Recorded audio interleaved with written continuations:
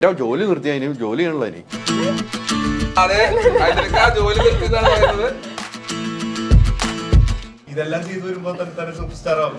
നമ്മളെ ഈ പറഞ്ഞ പോലെ ലാലേട്ട മമ്മൂക്കയും എല്ലാം സാധാരണ ഇങ്ങനെയൊന്നും പറയണല്ലോട്ടോ. നീ ഇത് ഭയങ്കര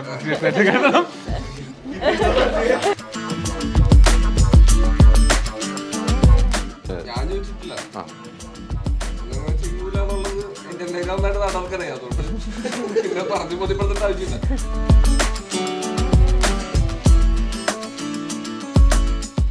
ഡിജിറ്റൽ കാര്യങ്ങൾ ചൂസ് ചെയ്യുമ്പോൾ ഗോ ദി എക്സ്പെർട്സ്.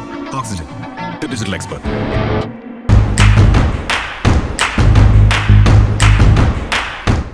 നമസ്കാരം. പുത്തൻ സിനിമയുടെ വിശേഷങ്ങൾ പങ്കുവയ്ക്കാൻ 4 അതിഥികൾ, 4 പേർക്കും സ്വാഗതം. നമസ്കാരം. സൂപ്പർ സ്റ്റാർ എന്ന് വിളിക്കുന്നത് എനിക്കിഷ്ടമാണ്, എന്നാൽ എനിക്ക് പേടിയാണ്. അതാണിപ്പം വൈറലായിട്ട് നിൽക്കുന്നത് കേട്ടോ. ഞാനത് പറഞ്ഞതെന്ന് വെച്ചാൽ സൂപ്പർ സ്റ്റാർ എന്ന് വിളിക്കുന്നതിന്റെ ഡെഫിനേഷൻ എന്താണെന്ന് എനിക്ക് ഇപ്പോഴും കൃത്യമായിട്ട് അറിയില്ല. എന്ത് അച്ചീവ്മെന്റ് ഉണ്ടായാലാണ് സൂപ്പർ സ്റ്റാർ എന്ന് വിളിക്കുന്നതെന്ന് അറിയില്ല. അപ്പൊ ഞാൻ വിചാരിക്കുന്നില്ല ഞാൻ അങ്ങനെ ഒരു വിളിക്ക് തൽക്കാലം അർഹനാണെന്ന്. പിന്നെ അത് മാത്രമല്ല, അതല്ല ആസ് ആൻ ആക്ടർ അത് ചില സമയത്ത് ഒരു ബാധ്യതയായേക്കാം. എനിക്ക് പലതരം സിനിമകളൊക്കെ ചെയ്തു പോകണം. ഇന്ന പോലത്തെ ഒരു സിനിമ അല്ലെങ്കിൽ ഇത്ര കോടി ക്ലബ്, ഇങ്ങനത്തെ പരിപാടിയൊന്നും എനിക്കറിയില്ല. അത് എൻ്റെ മേഖലയല്ല. എൻ്റെ മേഖല ചെയ്യുന്ന സിനിമകൾ ഞാനും ഹാപ്പി ആയിരിക്കണം, കൂടെ വർക്ക് ചെയ്യുന്നവരും ഹാപ്പി ആയിരിക്കണം, കാണുന്ന പ്രേക്ഷകരും ഹാപ്പി ആയിരിക്കണം. അതിനപ്പുറത്തേക്ക് കണക്കുകളിലോ അല്ലെങ്കിൽ ഇങ്ങനത്തെ ടാക്സിലോ ഒന്നുമില്ല എൻ്റെ പ്രധാന ശ്രദ്ധ. അതുകൊണ്ടാണ് അങ്ങനെ പറഞ്ഞത്. ഉറപ്പായിട്ടും അതുകൊണ്ടാണ് ഞാൻ പേടിയാണെന്ന് പറഞ്ഞാൽ ബാധ്യതയാവും എന്നുള്ള പേടിയാണ്. അല്ലേ? ബാധ്യതയാവോ? ഈ സിനിമ കഴിയുമ്പോൾ ഒരു ബാധ്യതയാവോ? ഞാനോ? സൂപ്പർ സ്റ്റാറിന്റെ പദവി പറഞ്ഞ ഒരു ആക്ടർ ആവാൻ ഇങ്ങനെ ഭയങ്കര ത്വരയുള്ള ഒരാളാണ് ടോബി. നമുക്ക് ഈ സിനിമ ഞങ്ങൾ വർക്ക് ചെയ്യുമ്പോൾ ടോബിയുടെ പല സിനിമകൾ കണ്ടിട്ടുണ്ടെങ്കിലും ഈ സിനിമയില് അതിനെ സംബന്ധിച്ച് ഒരു സിനിമ അതിന്റെ ഉള്ളിൽ നടക്കുന്ന മൂന്ന് സിനിമ നമ്മൾ അങ്ങനെ കാണിക്കുന്നുണ്ട്. അപ്പോ സാധാരണ ഒരു സിനിമയിൽ നമ്മൾ പറയുന്ന ഇപ്പൊ സിനിമയ്ക്കുള്ള സിനിമ പലതും നമ്മൾ കണ്ടിട്ടുണ്ട്. അതിനകത്തുള്ള ആ സിനിമയ്ക്കുള്ളിലെ സിനിമ കാണിക്കുമ്പോൾ വളരെ സിമ്പിൾ ആയിട്ട് കാണിച്ചു പോകുന്നതാണ്. പക്ഷെ ഇതിനകത്ത് വളരെ ഇയാളുടെ ഈ ആക്ടറിന്റെ ഒരു ഗ്രോത്ത് ഭയങ്കര രസമായിട്ട് കാണിക്കുന്നുണ്ട്. അപ്പോ അത്രയും ആക്ടിങ്ങിന് ഇത്രയും ഭയങ്കര പാഷനറ്റ് ആയിട്ട് അതിന് അത്രയും വർക്ക് ചെയ്ത് നിൽക്കുന്ന ഒരാൾ ചിലപ്പോ സൂപ്പർ സ്റ്റാർ എന്ന് പറഞ്ഞ അയാളുടെ ഒരു പദവിയിലേക്ക് അതില് പിന്നില് പോകുമ്പോ ഈ പറഞ്ഞ ആക്ടിങ് പരിപാടി പുള്ളി ചിലപ്പോ അത്രയും കോൺസെൻട്രേറ്റ് ചെയ്യാൻ ഫോക്കസ് കുറച്ചും കൂടെ നമുക്ക് ആക്ടിംഗിൽ തന്നെയാണ് വേണ്ടതെന്നാണ് തോന്നുന്നത്. തീർച്ചയായിട്ടും അത് വേണമല്ലോ. പക്ഷെ ഇതെല്ലാം ചെയ്തു വരുമ്പോ തന്നെ സൂപ്പർ സ്റ്റാർ ആവും. നമ്മൾ ഈ പറഞ്ഞ പോലെ ലാലേട്ടൻ മമ്മൂക്കയും എല്ലാം ഇതുപോലെ തന്നെയായിരുന്നു. അവരും പല രീതിയിലുള്ള സിനിമകൾ ചെയ്തിട്ടുണ്ട്. പക്ഷെ ഞാൻ പറഞ്ഞ പലപ്പോഴും ഈ ബാങ്കബിലിറ്റി ഉണ്ടാവുക, ലൈക്കബിലിറ്റി ഉണ്ടാവുക എന്നുള്ളതിനൊക്കെ തന്നെയായിരിക്കും ബാങ്കബിലിറ്റി വേണം. കാര്യം വെച്ചാൽ നമ്മൾ ചെയ്യുന്ന സിനിമകൾ നമുക്ക് ഇഷ്ടമുള്ള രീതിയിൽ വൃത്തിക്ക് ചെയ്യാൻ പറ്റണ്ടേ. അതിന് ബാങ്കബിലിറ്റി വേണം, ലൈക്കബിലിറ്റി തീർച്ചയായിട്ടും വേണം. നമ്മൾ എത്ര നല്ല സിനിമ ചെയ്തെന്ന് പറഞ്ഞാലും അത് തിയേറ്ററിൽ വന്ന ആൾക്കാർ കാണുക, അവരുടെ അപ്രിസിയേഷൻ കിട്ടുക എന്നുള്ള ആ ലൈക്കബിലിറ്റി ഇല്ലെങ്കിൽ ഈ പറഞ്ഞ പോലെ ഒരു കാര്യമില്ല, ഒന്നും ആകാൻ പറ്റില്ല. അതെ, എത്ര ഭയങ്കര പെർഫോമൻസ് കാഴ്ചവെച്ചെന്ന് പറഞ്ഞാലും എന്തൊരു ഭയങ്കര സിനിമയാണെന്ന് പറഞ്ഞാലും അത് ആൾക്കാർ കാണണം, കാണേണ്ടവർ കാണണം. അത് എത്ര പൈസ മുടക്കുന്നു പറഞ്ഞിട്ടും കാര്യമില്ല. മുടക്കുന്നതോ പൈസ വരുന്നതൊന്നുമല്ല, സിനിമ നന്നാകുക എന്നുള്ളതാണ്. അല്ലാണ്ട് എനിക്ക് തുടക്കത്തിൽ പറഞ്ഞല്ലേ, നമുക്ക് എത്ര കോടി അടിച്ചു എന്നുള്ളതല്ല, സിനിമ നന്നാകണം. എത്ര കോടി അടിച്ചു എന്നുള്ളതൊക്കെ പ്രൊഡ്യൂസർമാരായിട്ടാണ് നമ്മളെ നോക്കണം. നമുക്ക് സിനിമ നന്നാണ്. പ്രൊഡ്യൂസർമാരെ ഇരിപ്പുണ്ട്, പ്രൊഡ്യൂസർമാരെ അവർക്കാണ് അതിനകത്ത് ആ കണക്കുകളൊക്കെ നോക്കുന്നത്. നമുക്ക് സിനിമ നന്നാണ്. നമ്മൾ നന്നാക്കിയാലുള്ളൂ അവർക്ക് പൈസ കിട്ടുള്ളൂ. പ്രേക്ഷകർ ഏറ്റെടുത്താലേ നമുക്ക് എല്ലാവർക്കും വിജയമുള്ളൂ, തീർച്ചയായിട്ടും കൂട്ടായ വിജയമുള്ളൂ. നടികരിലേക്ക് വന്നു കഴിഞ്ഞാൽ ഈ സിനിമയ്ക്കുള്ളിലെ, ഇപ്പം ബാലു പറഞ്ഞ സിനിമയ്ക്കുള്ളിലെ കഥയാണ്. കുറച്ച് കഥ അറിയാവുന്നതുകൊണ്ട് ഞാനും കൂടെ ചോദിക്കും. സിനിമയ്ക്കുള്ളിലെ കഥകളാണ്. നമ്മളൊരു താരത്തിന്റെ വിജയം പരാജയം, അതിനപ്പുറം അതിന്റെ പിന്നിൽ പ്രവർത്തിക്കുന്ന ഒത്തിരി ആളെ കാണിച്ചു പോകുന്ന ഒരു സിനിമ. അതാണ് ഒരു സിനിമയ്ക്ക്. പത്രപ്രവർത്തകരെ കാണിക്കുന്നുണ്ടല്ലേ നമ്മള്, ഇല്ലേ? പ്രസ് മീറ്റ് സീനില്ലേ കാണിക്കുന്നുണ്ടല്ലോ. സെലിബ്രിറ്റി ഗസ്റ്റ് അപ്പിയറൻസസ് ഉണ്ട്. അത് സർപ്രൈസ് ആണോ? പറയാമോ? അത് പറയാമോ? ആ ടീസറിൽ കണ്ടിരുന്നല്ലോ. ചെറിയൊരു സംഭവം മാത്രം, ചെറിയ സംഭവം മതി. ചെറിയ സംഭവം ചെറിയ കന്താരി പോലെ അത് എരിവാകാൻ എന്ന് പറഞ്ഞ പോലെ ചെറിയ സംഭവം മതി, അല്ലെ രവി? പിന്നെ അത് തന്നെ, അത് ഞാൻ ശ്രദ്ധിച്ചില്ലായിരുന്നു അതിന്റെ ഇടയ്ക്ക്. അത് തന്നെ. എന്തായാലും ഞാൻ ഈ പറഞ്ഞ പോലെ നമുക്ക് ആ സിനിമയ്ക്കുള്ളിലെ എല്ലാം കാണാൻ പറ്റുന്നു. നേരത്തെ ഇപ്പം ബാലു പറഞ്ഞ സിനിമയ്ക്കുള്ളിലെ കഥകൾ ഒത്തിരി വന്നിട്ടുണ്ട്, ഒത്തിരി സിനിമകൾ. അതിൽ നിന്നും വെറൈറ്റി ആയിട്ട് ഇപ്പൊ പ്രേക്ഷകരെ ഏറ്റെടുക്കുമെന്ന് തോന്നിയ ഒരു കഥാപാത്രമാണ് ടോബി. ഈ കഥ കേട്ടപ്പോൾ തന്നെ അങ്ങനെ തോന്നിയെന്ന് പറഞ്ഞു. എന്താണ് അങ്ങനെ തോന്നുന്ന ഒരു കഥയിലേക്ക് പോയത്? ആ കഥ കേട്ടപ്പോൾ നമുക്ക് സിനിമയ്ക്കുള്ള സിനിമ എന്ന് പറയുന്ന സമയത്ത് നമുക്ക് ഫോളോ ചെയ്യാവുന്ന പല പാറ്റേൺസ് ഉണ്ട്. പക്ഷെ ഇതിൽ ഫോളോ ചെയ്തേക്കുന്ന ഒരു പാറ്റേൺ എന്ന് പറയുന്നത് എനിക്ക് തോന്നുന്നു ഒരു ഇയാളൊരു ഇമോഷണൽ ജേർണിയാണ് നമ്മൾ പ്രധാനമായിട്ടും പറഞ്ഞു പോകുന്നത്. തുടക്കത്തിൽ ഇയാൾക്ക് എല്ലാം ഉണ്ട്, പക്ഷെ സാറ്റിസ്ഫൈഡ് അല്ല പുള്ളി. അവൾക്ക് കയ്യിൽ പൈസയുണ്ട്, ഫെയിമുണ്ട്, അയാൾക്ക് മാർക്കറ്റ് വാല്യൂ ഉണ്ട്, മുന്നോട്ട് സിനിമകളുണ്ട്, എല്ലാം ഉണ്ട്, പക്ഷെ അയാൾ ഹാപ്പി അല്ല. അയാൾ ഹാപ്പി ആവുന്നത് അയാളുടെ ആക്ച്വൽ പാഷൻ എന്തായിരുന്നു അതിൽ നിന്നൊക്കെ ഫോക്കസ് പോയ ആള് തിരിച്ച് എങ്ങനെ ഫോക്കസ് പിടിക്കുന്നു എന്നുള്ളതൊക്കെയാണ്. അപ്പൊ ഇതൊരു സീരിയസ് സിനിമയാണ്, പക്ഷെ അതിന് ഒരു ഹ്യൂമറും കുറെ ആൾക്കാരുണ്ടല്ലോ, ഇയാൾ ഒറ്റയ്ക്കല്ലല്ലോ ഇയാളെ ഇതിലേക്ക് എത്തിക്കുന്ന, ഇയാളെ ഈ ഫോക്കസിലേക്ക് തിരിച്ചെത്തിക്കുന്ന, ഇയാളത് എങ്ങനെയാണ് അവസാനം ഇയാൾ സക്സീഡ് ചെയ്യുമോ, ഇയാൾ സാറ്റിസ്ഫൈഡ് ആവുമോ എന്നുള്ളതൊക്കെയാണ് സിനിമയുടെ പോകുന്നത്. അപ്പൊ അതിന് കൂടെ നിൽക്കുന്ന കുറെ ആൾക്കാരുണ്ട്, അതിന് കാരണക്കാരായിട്ടുള്ള ആൾക്കാരുണ്ട്. അങ്ങനെ പോകുന്ന സമയത്ത് ഇതിനകത്ത് എല്ലാ ഇമോഷൻസും, ഫാമിലി ഇമോഷനും, ഫ്രണ്ട്ഷിപ്പും, അല്ലെങ്കിൽ പ്രണയവും തുടങ്ങിയിട്ടുള്ള കുറെ ഇമോഷൻസ്, പല ആൾക്കാരുടെ തമ്മിലുള്ള ഈക്വേഷൻസ് ഒക്കെ പറഞ്ഞു പോകുന്നുണ്ട്.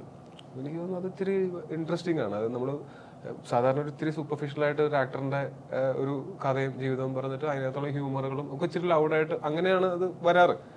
ഇത് പക്ഷെ കുറച്ചും കൂടി ഇൻഡെപ്ത് ഡീറ്റെയിൽ ചെയ്യുന്നുണ്ട്. അതുപോലെ ബാക്കിയുള്ള ഈ സിനിമയിൽ ഒരു സിനിമ എന്ന് പറയുമ്പോൾ അതിനകത്ത് വർക്ക് ചെയ്യുന്ന ഒരുപാട് മേഖലയിലെ ആൾക്കാരില്ലേ, എല്ലാ ഡിപ്പാർട്ട്മെന്റിലെയും ആൾക്കാർ.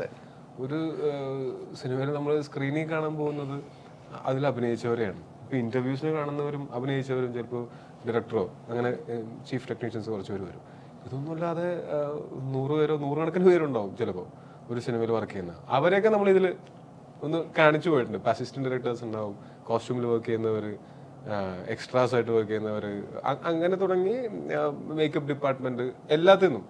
അപ്പം നമ്മൾ ഈ മേഖലയിൽ വർക്ക് ചെയ്യുന്നതുകൊണ്ട് നമുക്കിതൊക്കെ ഭയങ്കര പരിചിതമാണ്. പക്ഷെ ഏതെങ്കിലും സിനിമകളിൽ അങ്ങനെ ഭയങ്കരമായിട്ട് ഇത് ഡീറ്റെയിൽ ആയിട്ട് ഇത്രയും കാണിച്ചിട്ടുണ്ടോ എന്ന് എനിക്ക് അറിയില്ല. അതെ, ഇത്രയും ഡീറ്റെയിൽസ് ആയിട്ടുണ്ട്. ചില ആളുകൾ ഒന്ന് പറഞ്ഞു പോകുന്നുണ്ടോ, അങ്ങനെ സിനിമകൾ പറഞ്ഞു പോയ സിനിമകളുണ്ട്. പക്ഷേ ഷൂട്ടിംഗ് പ്രോസസ്സ് കാണിക്കുമ്പോൾ അത് എന്റർടൈനിങ് ആയിട്ട് കാണിക്കുകയും വേണം. അത് ഷൂട്ടിംഗ് പ്രോസസ്സ് ഇപ്പൊ ഒരു ഷൂട്ടെങ്കിലും വീടിനടുത്ത് നടന്ന സമയത്ത് കാണാൻ പോയി നിന്നിട്ടുള്ളവർക്ക് അറിയാം. അതങ്ങനെ കാണാനായിട്ട് ഭയങ്കര ഇൻട്രസ്റ്റിംഗ് ആയിട്ടുള്ള ഒരു സംഭവമല്ല. അതിന് ഇൻട്രസ്റ്റിംഗ് ആക്കുക എന്ന് പറയുമ്പോൾ അതിന്റെ ആവശ്യമുള്ളത് മാത്രമേ നമുക്ക് കാണിക്കാൻ പാടുള്ളൂ. ഒരു സിനിമ കഥ പറയുകയും വേണം. അതായത് നമ്മൾ സിനിമയ്ക്കുള്ളിലെ സിനിമയുടെ കഥ പറയുന്നതിന്റെ കൂട്ടത്തിൽ അതിന്റെ ഷൂട്ടിംഗ് നടക്കുന്ന സമയത്ത് നമ്മളെ മെയിൻ സിനിമയുടെ കഥയും കൂടെ അതിനുള്ളിൽ കൂടെ പോകുന്നുണ്ട് ആ ഷൂട്ടിങ്ങിന്റെ ഇടയിൽ കൂടെ. ഈ പ്രേക്ഷകർക്ക് ഒരു സിനിമയ്ക്കുള്ളിൽ എന്തൊക്കെ കഷ്ടപ്പാടുകളുണ്ട്, എന്തൊക്കെ രസകരമായ മുഹൂർത്തം ഉണ്ടെന്ന് നമ്മൾ ഈ സിനിമയിലൂടെ കാണിക്കുന്നുണ്ട്. ഞാൻ ഒരു ടാഗ്ലൈൻ റെഡിയാക്കി വെച്ചിട്ടുണ്ട്, എല്ലാ ഇന്റർവ്യൂലും പറയണത്. ഗതികെട്ട ഒരു സൂപ്പർ സ്റ്റാറിന്റെ കരളിലിരിക്കുന്ന കഥനകഥ ഹാസ്യത്തിന്റെ മേമ്പൊടിയിൽ പറഞ്ഞിരിക്കുന്നതാണ് നടികർ. മനസ്സിലായ സ്പീഡ് കൂടിയോന്ന് എനിക്ക് സംശയമുണ്ട്. ഈ ടാഗ്ലൈൻ അല്ല ഞാനവിടെ വെച്ചാൽ ബാലുവിന്റെ അടുത്ത് ചോദിച്ചാൽ അത് ഗംഭീര ഇത് കൊടുത്തോ, ഇവർക്ക് കൊടുത്തോ, പൈസ മേടിച്ചോ? ടാഗ്ലൈൻ കൊടുത്തു. ടാഗ്ലൈൻ്റെ ഇല്ല, ബില്ല് കൊടുക്കണല്ലോ.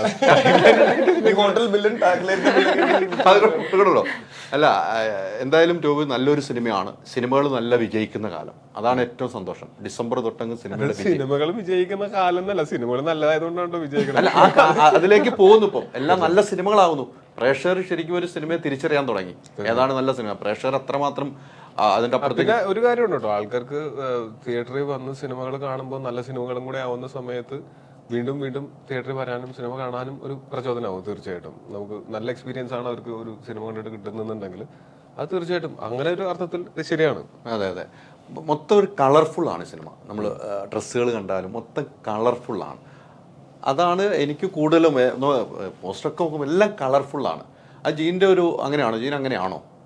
ജീൻ പൊതുവെ അത്യാവശ്യം ഫാഷൻ സെൻസ് ഒക്കെ ഉള്ള ആളാണ്, കളേഴ്സ് ഇഷ്ടപ്പെടുന്ന ആളാണ്. എനിക്ക് അതും തോന്നിയിട്ടുണ്ട്. എല്ലാ ദിവസവും ഇട്ടുകൊണ്ട് ഇപ്പൊ കളേഴ്സിൽ, പക്ഷെ അത് കളേഴ്സ് ഇട്ടിട്ട് അത് നമ്മൾ ചില ആൾക്കാരുടെ അതിലൊരു വൃത്തിയിട്ടാവില്ല. ജീൻ അത് കറക്റ്റായിട്ട് ക്യാരിയും ചെയ്യുന്ന ആളാണ്.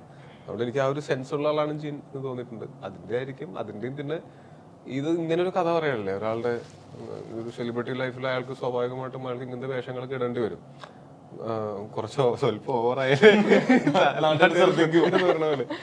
അങ്ങനെ ചിലപ്പോൾ ഇടേണ്ടി വരുന്നുണ്ടാവും. പക്ഷെ അതല്ലാണ്ട് ഓരോ ക്യാരക്ടേഴ്സിനും കൊടുത്തിട്ടുണ്ട്. ഇപ്പൊ ഓരോ ക്യാരക്ടറിനും ഓരോ ഡ്രസ്സിങ് പാറ്റേൺ കൊടുത്തിട്ടുണ്ട്.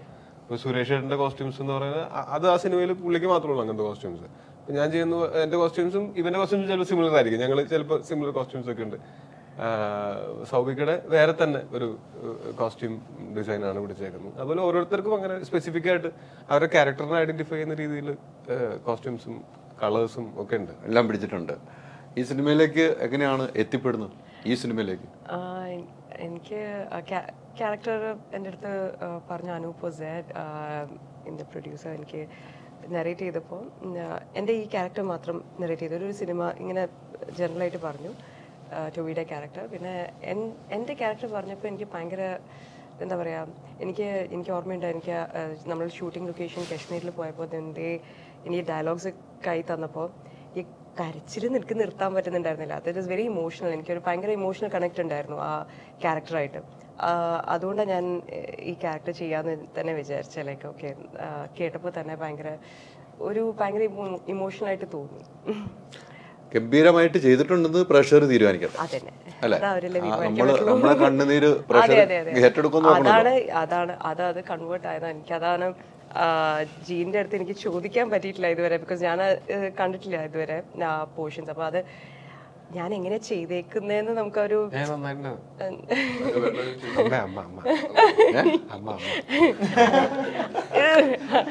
എന്റെ അമ്മയായിട്ടും എന്റെ അനിയത്തിയായിട്ടും എന്റെ ഭാര്യയായിട്ടും ഇനി അടുത്ത് ഞാൻ എന്തെങ്കിലും മോളായിട്ട് അഭിനയിപ്പിക്കാം. ഇതിലിപ്പോ പതുക്കെ പറഞ്ഞ അമ്മയെന്ന് പറഞ്ഞ ഇതിലെ ആണോന്ന് എനിക്കറിയില്ല. അമ്മയായിട്ട് അഭിനയിച്ചു പറഞ്ഞു പറയല്ലോ. അല്ല, ഡേവിഡിന്റെ ഒറിജിനൽ സോങ്ങില് അത്തരം വലിയൊരു കഥാപാത്രമാണ് ഏൽപ്പിച്ചിരിക്കുന്നത് ടോവിയുടെ അമ്മയായിട്ട്. ചന്തു അച്ഛനും കുട്ടിക്കാലത്തെ അമ്മ ചന്തു പോയി.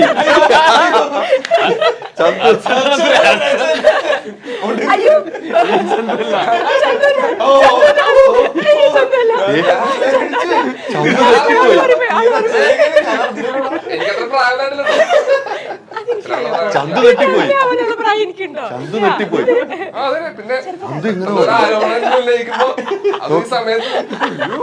അത് എന്റെ അടുത്ത് തന്നെ ചന്തു അച്ഛൻ. അല്ല ആ ചന്തു അല്ല, മറ്റേ ചന്തു. മറ്റേ ചന്തു അല്ലേ? ചന്തു വന്ന് മറ്റൊരു ചന്തു. ഇത് നമ്മള് ഒറിജിനൽ ക്യാരക്ടർ ചന്തു വേറെയാണ്. അതാണ് കുട്ടിക്കാലത്ത് അച്ഛനും അമ്മയും വലുതാണെന്ന് പറഞ്ഞിരിക്കുന്നത്.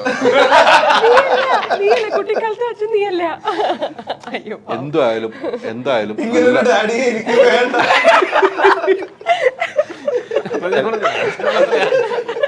അല്ല, ഇന്നലെ പ്രസംഗത്തിൽ പറഞ്ഞ അച്ഛന് ഒരു വാശിയാണ് ഈ സിനിമ. അച്ഛൻ്റെ ഒരു വാശി, എനിക്കിത് ഒരു അഭിമാനമാണ് എന്ന് പറഞ്ഞു. അതുപോലെ ഇന്നലെ ഒരു പ്രസംഗത്തിൽ പറഞ്ഞ കാര്യം എന്താ ഓർക്കുന്നുണ്ട്? എന്താന്നാ പറഞ്ഞത്? ഇന്നലെ പറഞ്ഞതോ? ഇന്നലെ പറഞ്ഞില്ല. ഇന്നലെ പറഞ്ഞതെന്ന് വെച്ചിട്ടുണ്ടെങ്കിൽ അത് മഞ്ഞുമ്മല് ചെയ്തോണ്ടിരിക്കുന്ന സമയത്ത് അച്ഛൻ പറഞ്ഞ കാര്യം, അതായത് മഞ്ഞുമ്മല് കിട്ടുമ്പോഴാണ് ഒരു പടം വരും, പക്ഷെ ആ പടത്തിൽ ഇത് അഭിനയിച്ചോണ്ടിരിക്കുമ്പോ തന്നെ നിന്റെ അഭിനയം നല്ലതാണെങ്കിൽ വേറെ പടത്തിലേക്ക് വിളിക്കും. അങ്ങനെ വിളിച്ചിട്ടുണ്ടെങ്കിൽ ഒരു ആർട്ടിസ്റ്റാണ് എന്നാ അച്ഛൻ പറഞ്ഞത്. അപ്പൊ ജീൻചേട്ടൻ നടന്നോണ്ടിരിക്കുമ്പോ തന്നെ അടുത്ത് ചോദിച്ചു, എടാ വേറെ പരിപാടിയൊന്നും പിടിച്ചിട്ടില്ലല്ലോ എന്ന് വെച്ചാൽ. പറയില്ല.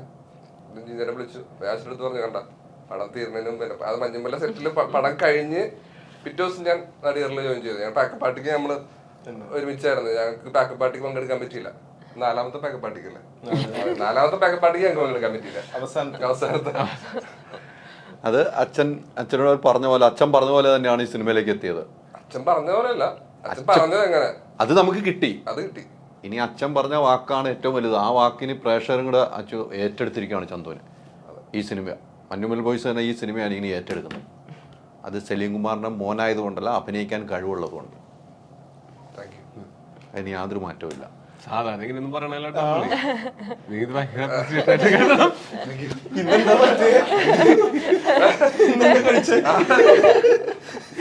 ബാലു അത് വേണ്ട.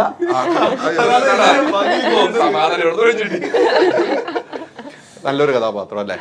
കഥ കേട്ട് ഇഷ്ടപ്പെട്ടു. അപ്പോൾ ക്യാരക്ടറൊക്കെ പറഞ്ഞു. ഏത് ക്യാരക്ടറാണെന്ന് സിനിമ കണ്ട് നമ്മൾ പറഞ്ഞു പോയെങ്കിലും സിനിമ കണ്ട് തന്നെ തീരുമാനിക്കണം ഏത് ക്യാരക്ടറാണെന്ന്. ഇത്തരം ഒരു സിനിമയിൽ അഭിനയിക്കുമ്പോൾ ഇപ്പോൾ ടോവിയൊക്കെ ആയിട്ട് ആദ്യമായിട്ട് അഭിനയിക്കുകയല്ലേ? അല്ല, ഈ ഗ്യാങ്ങിൽ നിങ്ങൾ അവിടെ ഉണ്ടായിരുന്നു, ഇതിൽ കുറേ ആളുകൾ കൂടുതലുണ്ടല്ലോ. സൗബിൻ അവിടെ ഉണ്ടായിരുന്നു. എങ്ങനെ ഉണ്ടായിരുന്നു ലൊക്കേഷനിലൂടെ? ഞാൻ പറഞ്ഞു, ഞങ്ങൾ ഫസ്റ്റ് സീൻ ഷൂട്ട് ചെയ്യാനായിട്ട് ഞങ്ങളൊരു കാറിൽ, അപ്പോൾ അത് ഷൂട്ട് ചെയ്യാൻ വേണ്ടിയിട്ട് ടോവിയെ ആദ്യമായിട്ടാണ്. ടോവിയെ കാറിലേക്ക് വരുന്നത് ഞാനവിടെ ഇരിക്കുന്നു. ഞങ്ങളൊരു വന്നപ്പോ തന്നെ ഞങ്ങളുടെ ജെല്ലായി. കാരണം ടോവി ഒരു വലിയ സൂപ്പർ സ്റ്റാർ ആണെന്നുള്ള ഇതൊന്നും എന്റെ അടുത്ത് കാണിച്ചില്ല അല്ലേ? എനിക്ക് ഇവരെ കാണുമ്പോൾ തന്നെ കറക്റ്റ്. ഞാൻ സലീമിനോട് അന്നൂരിന്റെ പടം ചെയ്തിട്ടുണ്ട്. ഞാൻ പുള്ളിയായിട്ട് അത്യാവശ്യം നല്ല അടുപ്പമാണ്. അപ്പൊ എനിക്ക് കാണുമ്പോൾ കറക്റ്റ് പുള്ളിയുടെ മറ്റേ ചെറിയ വേർഷൻ ആയിട്ട് തന്നെയാണ് ഫീൽ ചെയ്യുന്നത്. അപ്പൊ ആ ഒരു അടുപ്പം സ്വാഭാവികമായിട്ടും ഉണ്ട്. പിന്നെ ഞാൻ അതിന് മുമ്പ് നമ്മൾ മഞ്ഞുമലിനെ സെറ്റിൽ ചെയ്യാൻ വന്ന സമയത്ത് നമ്മൾ പരിചയപ്പെട്ടിട്ടുണ്ട്. പിന്നെ ഇതിനെ പറ്റിയിട്ട് ഇപ്പൊ മറ്റേ അപ്പുറത്തിരിക്കല്ലേ ഞങ്ങളെല്ലാം പലിശ ഞാൻ എനിക്ക് അവസാനം ലൂസ് അടിക്കാൻ അവസാനമല്ലേ സൗഭിക്കാണെങ്കിലും ജീനാണെങ്കിലും ഒക്കെ ഈ ക്യാരക്ടർ ഇവനാണ് ചെയ്യണമെന്ന് പറഞ്ഞപ്പോ തന്നെ പറയുന്നുണ്ട്. അപ്പൊ അന്ന് ഷൂട്ട് നടക്കുന്ന സമയത്ത് അടിപൊളിയാണ്, പരിപാടിയൊക്കെ കലക്കനാണെന്ന്. അപ്പൊ എനിക്ക് വരുമ്പോഴേ ഇവനെ നന്നായിട്ട് അറിയാം. അങ്ങനെ കാറിലേക്ക് ഇല്ല, അപ്പൊ വന്ന് നേരെ കാറിലേക്ക് കയറി. അപ്പൊ തന്നെ ഞാൻ ഇങ്ങനെ ടോയ് എടുത്ത് ചോദിച്ചു ഒരു സംഭവം ഞാൻ ഇങ്ങനെ പറഞ്ഞോട്ടെ എന്ന് ചോദിച്ചു. അപ്പൊ ടോയ് പറഞ്ഞ നല്ല സംഭവം. ഞാനങ്ങനെ സാധാരണ ഒരാളോട് പോയിട്ട് ചോദിക്കൊന്നുമില്ല, എനിക്ക് പേടിയാ. എനിക്ക് ജിഞ്ചേട്ടനായതുകൊണ്ട് ജിഞ്ചേട്ടൻ ഡയറക്ടർ ആയതുകൊണ്ട് നമുക്ക് കമ്പനി ആ ജിഞ്ചേട്ടനായിട്ടുള്ള ബോണ്ട് വെച്ച് ജിഞ്ചേട്ടനോട് ചോദിക്കാം. പക്ഷെ ജിഞ്ചേട്ടൻ ദൂരെ ഇരിക്കുക. അപ്പൊ എനിക്ക് ഒരാളോട് ഒരു കൺഫർമേഷൻ കിട്ടുന്നത് ഇത് നല്ലതാണോ മോശമാണെന്ന് അറിയാൻ വേണ്ടി. അപ്പൊ ഞാൻ നേരെ ടോയിയോട് ചോദിച്ചു, ടോയിയോട് നല്ല സ്ഥലം നീ പറഞ്ഞോളാം പറഞ്ഞു. പിന്നെ എനിക്ക് പിന്നെ ഞാൻ ടോയുടെ അടക്കിടക്ക് പറഞ്ഞിട്ടിരിക്കാൻ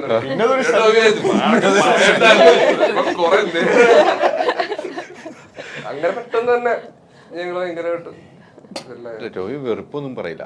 രവി പറഞ്ഞുകൊണ്ടേയിരുന്നു, രവി കേട്ടോണ്ടേയിരുന്നു. ആ ഇല്ല അങ്ങനെ അങ്ങനെ ഞാൻ പറഞ്ഞോണ്ടൊന്നുമില്ല, ഞാനൊരു ഫ്ലോയിൽ വന്നപ്പോ പറഞ്ഞോളൂ. ഒന്ന് പൊലിപ്പിച്ച് ഞാനൊരു മേമ്പടിക്ക് ഒരു കട്ട് ചെയ്ത് ഇടാന്ന് ഓർത്തത്. വലു ഓക്കെ അല്ലേ?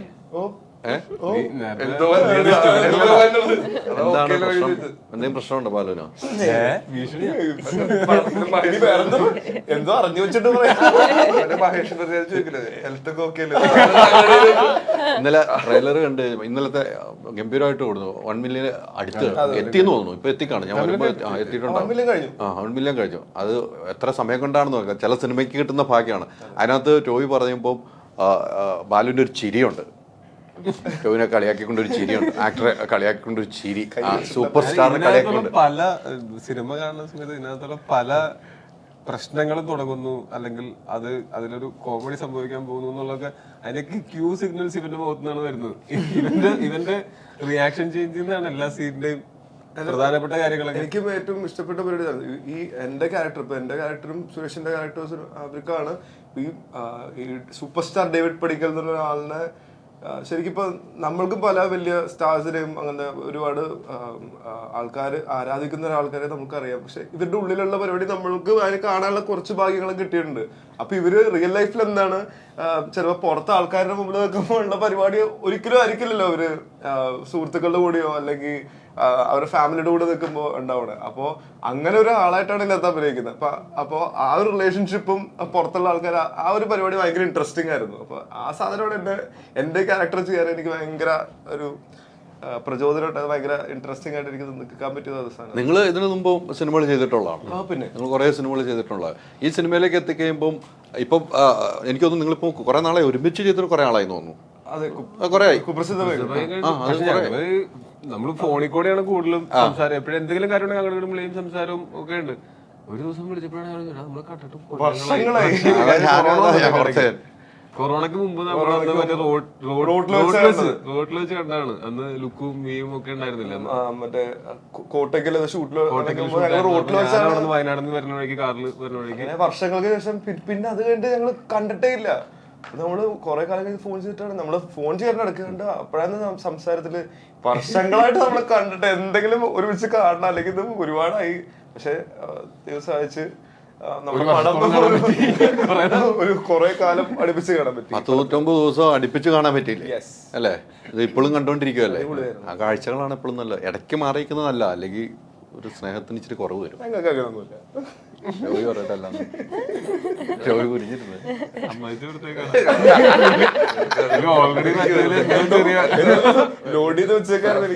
അല്ല. ഈ ടോബി പറഞ്ഞെടുത്തോളെ ഈ ബാലു പറഞ്ഞ ഈ കുടുംബത്തിലെ ഇത് എപ്പോഴും കണ്ടാൽ പ്രശ്നം വരും അതൊന്നും എനിക്ക് തോന്നുന്നില്ല. പക്ഷെ കാണാതിരുന്നിട്ടും നമ്മൾ എവിടെ നിർത്തിയോ അവിടെ അത്രയും കംഫർട്ടബിൾ ആണ് ഞങ്ങൾ നമ്മൾ സംസാരിക്കുന്ന സമയത്ത് പോലും. ഇത്ര കൊല്ലമായെന്നുള്ളത് നമ്മൾ മനസ്സിലാക്കാത്തതിന് കാരണം നമുക്കത് തോന്നാത്ത കാരണം കൊണ്ടാണ്. നമ്മൾ അങ്ങനെ ഒരു അകൽച്ച തോന്നാത്ത കാരണം കൊണ്ടാണ്. തീർച്ചയായിട്ടും. പിന്നെ ബാലു ഈ കുടുംബത്തിലെ ആളാണല്ലോ. ഈ കുടുംബത്തിലെ ലാലങ്ങളുടെ വീട്ടിലാണല്ലോ. ലാലങ്ങളുടെ സിനിമ ഉണ്ടല്ലോ. എങ്ങനെയാണ് മണിയടിച്ച് നിൽക്കണമെന്ന് നിങ്ങൾ പറയാം. മണിയടിച്ച് അല്ല എനിക്കറിയാം ഈ സിനിമ ഒന്ന് മാറിയിരിക്കണമല്ലോ, ഒന്ന് മാറ്റണില്ലോ എന്ന് ഓർക്കുമ്പോൾ എനിക്ക് അസുഖമാണ്. അല്ല, ഞാൻ ഡ്രൈവിംഗ് ലൈസൻസിൽ ഞാൻ ചെയ്തിട്ടുണ്ടായിരുന്നില്ല. സമാധാനമായ ഒരു ചെറിയൊരു ആശ്വാസം കിട്ടി, കുഞ്ഞ് ആശ്വാസം കിട്ടി.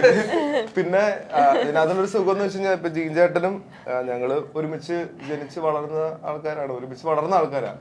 അപ്പോൾ ഈ സിനിമ സ്വപ്നം കാണുന്ന സമയം തുടങ്ങി നമ്മൾ ഒരുമിച്ചുണ്ട്. ഒരു മറ്റേ ചെറിയ വീഡിയോ ക്യാമറയില് ജീൻചേട്ടൻ സാധനങ്ങൾ ചെയ്യുമ്പോൾ അതിന്റെ പുറകെ ഉണ്ട്, ഞാനും ഉണ്ട് ജീൻചേട്ടൻ്റെ സാധനം ഷൂട്ട് ചെയ്യാൻ. അപ്പോൾ അങ്ങനെ തുടങ്ങിയ ആൾക്കാരാണ്. അപ്പോൾ ജീൻചേട്ടൻ ഒരു സാധനം ആലോചിക്കുമ്പോൾ എന്റെ മുഖം പറഞ്ഞത് എനിക്ക് സന്തോഷമായിട്ട് എനിക്ക് തോന്നുന്നത്. സോ അതിന് എല്ലാ പടത്തിലും കൂടെ ഉണ്ടാവണമെന്ന് ആഗ്രഹമുണ്ട്. ഡ്രൈവിംഗ് ലൈസൻസിൽ ഒരെണ്ണത്തിൽ ചെയ്തില്ല, അവിടെ മാത്രമേ ഒന്ന് പറ്റി. അതെ, കാരണം നിങ്ങൾക്കൊരു സുഖം കിട്ടി, എനിക്കൊരു ആശ്വാസമായി. ഇതിനു വേണ്ടിട്ടാ ഇതിനു വേണ്ടി എനിക്കൊരു ആശ്വാസമായി. ഉത്തരം പറയാൻ വേണ്ടി ചെയ്യാതെ കുറേ ആർട്ടിസ്റ്റുകളുണ്ട് സിനിമയിൽ, ഒത്തിരി ആർട്ടിസ്റ്റുകളുണ്ട്. നമുക്ക് പറയുകയാണെങ്കിൽ പേരെടുത്ത് പറയാൻ ഒത്തിരി പേരുണ്ട്. അല്ലാത്തവരും ഈ നേരത്തെ പറഞ്ഞാൽ പിന്നിലും മുന്നിലും പ്രവർത്തിച്ചാൽ എല്ലാവരും കൊണ്ടുവരുന്നുണ്ട്. ഇത്ര ഒരു വലിയ ആർട്ടിസ്റ്റുകൾ പണ്ടൊക്കെ നമ്മൾ ഒത്തിരി ആളുകൾ കൂട്ടി സിനിമ ചെയ്യുമ്പോൾ നല്ല റിസ്ക്കാണ്. പക്ഷെ ഇപ്പോൾ അതൊക്കെ മാറി, ആ കാലഘട്ടങ്ങളൊക്കെ മാറി എന്ന് എനിക്ക് തോന്നുന്നു. അങ്ങനെയല്ല, ശരിക്കും പറഞ്ഞാൽ കുറെ ആർട്ടിസ്റ്റുകളെ ഒരുമിച്ച് ഒരു സിനിമയിൽ കൊണ്ടുവരാന്ന് പറയുമ്പോൾ അതിനകത്തൊരു റിസ്ക് എലമെന്റ് ഉള്ളതെന്ന് വെച്ചാൽ എല്ലാവരും തിരക്കുള്ള ആൾക്കാരൊക്കെ ആകുമ്പോൾ അവരുടെയൊക്കെ ഡേറ്റുകളൊക്കെ മാനേജ് ചെയ്ത് കൊണ്ടുപോവുക. പിന്നെ ഒരു മലയാള സിനിമയുടെ ഷൂട്ട് തുടങ്ങി കൃത്യസമയത്ത് തീരുക എന്ന് പറയുന്നത് തന്നെ എന്തൊരു ഭാഗ്യത്തിന്റെ അല്ലെങ്കിൽ എന്തൊരു അത്ഭുതമാണെന്ന് എനിക്ക് തോന്നും. കാര്യം ഒരാൾക്ക് ഒരു പനി വരികയോ അല്ലെങ്കിൽ ഒരു പരിക്ക് പറ്റുകയോ ഒരു മഴ പെയ്യുകയോ കണ്ണു പോവുകയോ കാല് പറയുകയോ അല്ല ഞാൻ പറയാം എന്തെങ്കിലും അങ്ങനത്തെ പരിക്കുകളൊക്കെ പറ്റുകയോ. അപ്പൊ ഈ സിനിമയ്ക്ക് തന്നെ അങ്ങനെ ഉണ്ടായിരുന്നു. ബാലുവിന്റെ ഒരു പരിക്ക് പറ്റിയിട്ട് നമുക്ക് കുറച്ച് ദിവസം എത്ര ഒരു 1.5-2 ബ്രേക്ക് ചെയ്യേണ്ടി വന്നു. എനിക്ക് ഇച്ചിരി കാര്യമായിട്ട് പരിക്ക് പറ്റിയിട്ട് ഒരു മാസത്തോളം നമ്മൾ ബ്രേക്ക് ചെയ്യേണ്ടി വന്നു. അപ്പോൾ ഇതുപോലെ ഏതെങ്കിലും ഒരു ആർട്ടിസ്റ്റിന്റെ കാര്യം അത് നമ്മൾ ഫിസിക്കലി പ്രസന്റ് ആയിരിക്കേണ്ടതാണല്ലോ. നമുക്ക് വേറെ നമുക്ക് പരിക്കൊക്കെ പറ്റി കഴിയുമ്പോഴും നമുക്ക് വേറെ മെന്റലി ചെയ്യാവുന്ന ഇപ്പോൾ വേറെ എന്തെങ്കിലും വർക്കല്ലല്ലോ സിനിമയിലെ, നമ്മൾ ഫിസിക്കലി പ്രസന്റ് ആയിരിക്കണമല്ലോ. വേറെ ആർട്ടിസ്റ്റുകൾ ചെയ്യുന്ന സമയത്ത് എല്ലാവരുടെയും ആരോഗ്യവും എല്ലാവരുടെയും സൗകര്യവും നമ്മൾ നോക്കണമല്ലോ.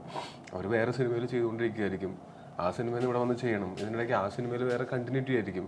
നമ്മളെ സിനിമ ഒരു 5-6 മാസത്തെ സ്പാനിൽ ഷൂട്ട് ചെയ്യുമ്പോൾ അവർ ഒന്നിലധികം സിനിമകൾ ചെയ്യുന്നുണ്ടാവും. അപ്പോൾ വേറെ കണ്ടിന്യൂറ്റി ആയിട്ടുണ്ടാവും നമ്മൾ പിന്നീട് ഷൂട്ട് ചെയ്യാനായിട്ട് വിളിക്കുന്ന സമയത്ത്. അപ്പോൾ ഇങ്ങനെ കുറേ പ്രശ്നങ്ങൾ ഉണ്ട്. അതൊക്കെ അതിജീവിച്ച്, പക്ഷെ അതൊക്കെ അതിജീവിച്ച് സിനിമകൾ ഇവിടെ സംഭവിക്കുന്നുണ്ട് എന്ന് പറഞ്ഞാൽ മലയാള സിനിമ അങ്ങോട്ടും ഇങ്ങോട്ടൊക്കെയുള്ള ആ ഒരു അഡ്ജസ്റ്റ്മെന്റ്സും ഒക്കെ ഉള്ളതുകൊണ്ടാണ് ഇത്ര സ്മൂത്ത് ആയിട്ട് നടക്കുന്നത്. ഇപ്പോൾ വേറൊരു സിനിമയുടെ ഡേറ്റിൽ ഇവിടെ ആ ആർട്ടിസ്റ്റിനെ കിട്ടിയാൽ നല്ലതായിരിക്കും എന്ന് പറയുമ്പോൾ അങ്ങോട്ട് വിളിച്ച് ചോദിക്കുന്ന സമയത്ത് അത് വിടാനും അതിനനുസരിച്ച് ഒരു ഗ്രാറ്റിറ്റ്യൂഡ് തിരിച്ചുണ്ടാവാനും അങ്ങനെയൊക്കെയാണ് മലയാള സിനിമയിൽ മാത്രമേ ഉള്ളൂ. എനിക്ക് അത്രയും ഒരു ഇത് എന്താ പറയാ വഴക്കൂടാതെ ഈ കാര്യങ്ങളെല്ലാം പറഞ്ഞു ഇല്ലാതെ നമുക്ക് ഒരു കാരണവശാലും ഇങ്ങനത്തെ ഒരു നമ്മൾ ഈ സഹകരണത്തിന്റെ അടിസ്ഥാനത്തിൽ പോകുന്ന ഒരു ഇൻഡസ്ട്രിക്ക് മുന്നോട്ട് പോകാൻ പറ്റില്ല. പക്ഷെ അതിവിടെ ഉണ്ട്, ആ സഹകരണം ഇവിടെ ഉണ്ട്. മഞ്ഞുമ്മലിന്റെ ഡേറ്റിന് വേണ്ടിയിട്ട് നടികർ നീട്ടി വെച്ചില്ലോ. മഞ്ഞുമ്മൽ ഷൂട്ട് ചെയ്യാൻ വേണ്ടിയിട്ട് ജീൻ ചേട്ടൻ ഡയറക്ടർ അവിടെയാണല്ലോ. അല്ല, ജീൻ ചേട്ടൻ അവിടെയാണ്, ഞാൻ അല്ല അത് അങ്ങോട്ടും ഇങ്ങോട്ടും ഒരു ബന്ധങ്ങൾ കൊണ്ടൊക്കെ എളുപ്പമാണല്ലോ. പക്ഷെ ഇത് വേണം, ഇതുണ്ടെങ്കിൽ ഒരു സിനിമ ഉള്ളൂ. നമുക്ക് എല്ലാവരും ഈ പറഞ്ഞ പോലെ പല ഡേറ്റുകളായിരിക്കുമല്ലോ, ഒരു മാറ്റവും ഇല്ല. എന്താ വെച്ചാൽ നമ്മൾ ഇന്ന് ഇപ്പൊ നമ്മൾ ഒരുമിച്ച് സിനിമ റൺ ചെയ്യുന്നു, അടുത്തൊരു സീസണിൽ ചിലപ്പോൾ നമ്മൾ 2 വ്യത്യസ്തമായിട്ടുള്ള സിനിമകളിലായിരിക്കും. അതിന്റെ അടുത്ത സിനിമയിൽ വരുന്ന സമയത്ത് നമ്മൾ വീണ്ടും ഒരു സിനിമയിലേക്കായിരിക്കും. അത് കാരണം കൊണ്ട് നമ്മൾ സിനിമയിൽ ഒരു കാരണവശാലും എന്താ പറയാ ആ ഒരു സഹകരണം അങ്ങോട്ടും അപ്പുറത്തും ഇപ്പുറത്തുള്ള സിനിമകളും എല്ലാം തമ്മിൽ ഈ പറഞ്ഞ പോലെ അവിടെ ഷൂട്ടിംഗ് എങ്ങനെ പോകുന്നു ഇതെല്ലാം നമ്മൾ അറിയുന്നുണ്ട്. ഇപ്പൊ ഞാൻ തൃശ്ശൂർ അവിടെ ഷൂട്ട് ചെയ്യുമ്പോൾ തന്നെ തൃശ്ശൂർ വേറെ 2 പടത്തിന്റെയും കൂടെ ഷൂട്ട് കിടപ്പുണ്ട്. അവിടെ പ്രാവൻകൂട് ഷാപ്പിന്റെയും ഒക്കെ ഷൂട്ട് കിടപ്പുണ്ട്. അപ്പൊ അവിടെ ഞാൻ ലൊക്കേഷനിൽ പോകും, അവര് നമ്മുടെ അടുത്ത് വരും. ഇങ്ങനെ ഒരു സഹകരണ അടിസ്ഥാനത്തിൽ പോകുന്ന ഒരു ഇൻഡസ്ട്രിയാണിത്. തീർച്ചയായിട്ടും സലീംകുമാറിന്റെ കൂടെയൊക്കെ അഭിനയിച്ചാണ്, വീണ്ടും സലീംകുമാറിന്റെ മോന്റെ കൂടെയാണ് അഭിനയിക്കുന്നത്. തെളിയിച്ചിരിക്കുന്ന നല്ലൊരു ആക്ടറാണെന്ന് സിനിമയിലൂടെ തെളിയിച്ച വ്യക്തി തന്നെയാണ്. നമ്മളിപ്പോ ഉള്ളത് പറയുന്നത് തന്നെയാണ്, നല്ല ആക്ടറായിരുന്നു. നിങ്ങൾ തമ്മിൽ അഭിനയിച്ചതിനൊപ്പം എന്താണ് ഒരു ഉപദേശം അങ്ങനെ എന്തെങ്കിലും കൊടുത്തിരുന്നു? നമ്മളൊരു ജൂനിയർ എന്നുള്ള രീതിക്ക് അങ്ങനെ എന്തെങ്കിലും സംസാരിക്കേണ്ട വന്നിട്ടുണ്ടോ? അങ്ങനെയൊന്നുമില്ല. ഞാൻ ഉപദേശമല്ല ശരിക്കും പറഞ്ഞാൽ നന്നായിട്ട് ചെയ്യുന്നവരെ അപ്രീഷിയേറ്റ് ചെയ്യാന്നുള്ളതാണ്. വെറുതെ ചെന്ന് ഞാൻ ഒരു ഉപദേശം തരാം എടാ നന്നായിട്ടുണ്ട് എന്ന് പറയാന്നുള്ളതാണ്. അതാണ് നമുക്ക് ചെയ്യാവുന്നത്. അവൻ ആക്ച്വലി നല്ല രസമായിട്ട് ചെയ്യുന്നുണ്ട്. അതായത് അവന്റെ ഹ്യൂമർ ടൈമിങ്ങും അതിന്റെ പ്രസന്റേഷനും ഒക്കെ ഭയങ്കര രസമുണ്ട്. പക്ഷെ അവന് എനിക്ക് തോന്നുന്നു ഭയങ്കര ഇന്റൻസ് ആയിട്ടുള്ള ഇമോഷണൽ ക്യാരക്ടേഴ്സും ഇവന് ഈസിലി പുൾ ഓഫ് ചെയ്യാൻ പറ്റും. ഈസിലി എന്ന് എനിക്കറിയില്ല, അത് അവൻ തന്നെ എഫേർട്ട് എടുത്തിട്ട് ചെയ്ത് കഴിഞ്ഞാൽ ഭയങ്കര രസമായിട്ട് പുൾ ഓഫ് ചെയ്യാൻ പറ്റും. കാര്യം അവന് ഒരു എന്നാൽ ഈസിലി പുൾ ഓഫ് ചെയ്യാൻ പറ്റും. കാര്യം അതല്ല, അത് ഞാൻ പറയാന്ന് വെച്ചാല് ഇവന്റെ കണ്ണില് ഉണ്ട് ഒരു സാഡ്നെസ് ഉണ്ട്. ആ സാഡ്നെസ് ഉള്ള കാരണം കൊണ്ട് ഇവന് ഇമോഷണൽ സാധനങ്ങൾ വൃത്തിക്ക് ചെയ്യാൻ പറ്റും. അതേസമയം തന്നെ ഈ സാഡ്നെസ് വെച്ചിട്ട് ഹ്യൂമർ പറയുമ്പോൾ നമുക്ക് ഇരട്ടി ചിരി വരും. നമ്മള് ഒരു തമാശ പറയുമ്പോൾ നമ്മൾ തന്നെ ചിരിച്ചുകൊണ്ട് തമാശ പറയുന്നതിനേക്കാൾ പറയുന്ന ആള് ചിരിക്കാതെ പറഞ്ഞു കഴിഞ്ഞാൽ കേൾക്കുന്ന ആൾക്ക് ചിരിക്കാൻ കൂടുതൽ ഇൻട്രസ്റ്റ് ഉണ്ടാവും. അപ്പൊ അത് ഭയങ്കര നല്ല ഫീച്ചേഴ്സാണ് അങ്ങനത്തെ രീതിയിൽ നോക്കുന്നത്. അല്ല, സലീം കുമാർ ചെയ്തു വെച്ചാൽ കഥാപാത്രങ്ങൾ നമ്മളെ കരയിപ്പിക്കുന്ന കഥാപാത്രങ്ങൾ, അയ്യോ ചിരിപ്പിക്കുകയും ചെയ്യുന്ന കഥാപാത്രങ്ങൾ ചെയ്തിട്ടുണ്ട്. ഞാൻ ചെയ്തിട്ടുള്ള ആൻഡ് ഓസ്കർ ഗോസ്റ്റ് എന്നുള്ള സിനിമയിൽ പുള്ളിയുടെ അങ്ങനെ ഒരു ഹ്യൂമർ ക്യാരക്ടർ ആയിരുന്നില്ല, കുറച്ച് ഇമോഷണൽ ക്യാരക്ടറായിരുന്നു. ഞങ്ങൾക്ക് കുറച്ച് കോമ്പറ്റീഷൻ സീൻസും ഉണ്ടായിരുന്നു. അപ്പോൾ ഭയങ്കര രസമായിരുന്നു പുള്ളിയുടെ ഒരു വർക്ക് ചെയ്യാനായിട്ട്. അപ്പോൾ ഷൂട്ടിൻ്റെ അല്ലാത്ത സമയത്തും ഞാൻ വെറുതെ ഞങ്ങൾ കുറേ കോമൺ ഇൻട്രസ്റ്റുകളുണ്ട്. അതായത് മീൻ കൃഷി അങ്ങനെ തുടങ്ങിയിട്ടുള്ള അങ്ങനത്തെ പരിപാടികളൊക്കെ ആണ് കൂടുതലും സംസാരിച്ചുകൊണ്ടിരിക്കുക. അങ്ങനത്തെ പുള്ളി താറാവ് മറ്റേ ഹാച്ചറി ഉണ്ടായിരുന്നു. എനിക്കതൊക്കെ ഭയങ്കര ഇൻട്രസ്റ്റ് ഉള്ള വിഷയങ്ങളൊക്കെ കേൾക്കാനാണെങ്കിലും ഓക്കെ. അപ്പോൾ അങ്ങനെ എനിക്ക് നല്ല അടുപ്പമുള്ള ഒരാളാണ്. ഇപ്പോൾ ഏറ്റവും റീസെന്റ് ആയിട്ട് തല്ലുമാലയിൽ ഒരുമിച്ച് അഭിനയിച്ചാണ്. തല്ലുമാലയിൽ ഒരുമിച്ച് അഭിനയിച്ച. എന്തുകൊണ്ട് വൈകിയെന്ന് തോന്നിയോ? വൈകിയത് എന്താണ്?